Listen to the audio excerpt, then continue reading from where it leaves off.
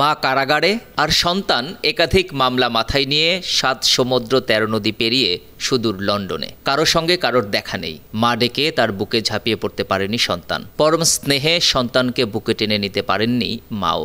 এভাবে কেটে গেছে ৭টি বছর।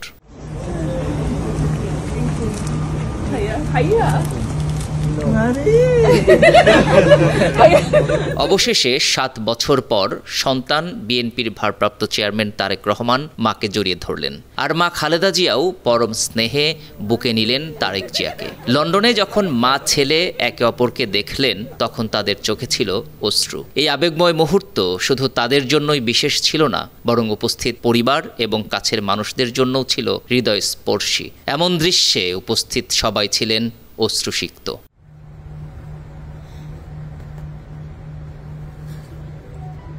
৭ বছর আগে বিএনপি চেয়ারপারসন খালেদা জিয়া ও তারেক রহমান একে অপরকে শেষবারের মতো দেখেছিলেন। তারপর থেকে নানা কারণে, বিশেষত খালেদা জিয়ার অসুস্থতা এবং রাজনৈতিক কারণে তারা একে অপরের থেকে বিচ্ছিন্ন ছিলেন। তবে এবার তার চিকিৎসার জন্য লন্ডনে পৌঁছানোর পর সব বাধা পেরিয়ে মা ছেলের এই সাক্ষাৎ।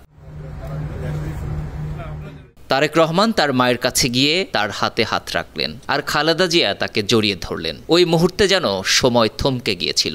৭ বছর পর এই মা ছেলের মিলন শুধু একটি পারিবারিক মুহূর্তই ছিল না, বরং এটি ছিল একটি জয়। জয় তাদের অজানা ভয়ের বিরুদ্ধে, জয় তাদের মধ্যে থাকা গভীর ভালোবাসার।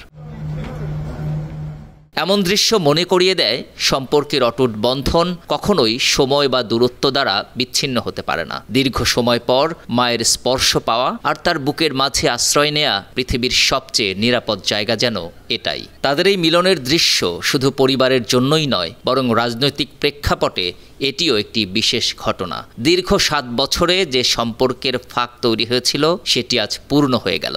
আবারও তারা একে অপরের পাশে।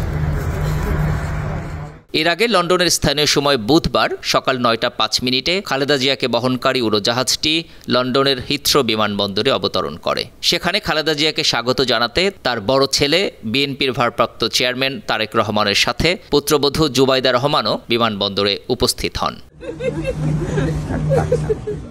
Desk report ৫২ TV.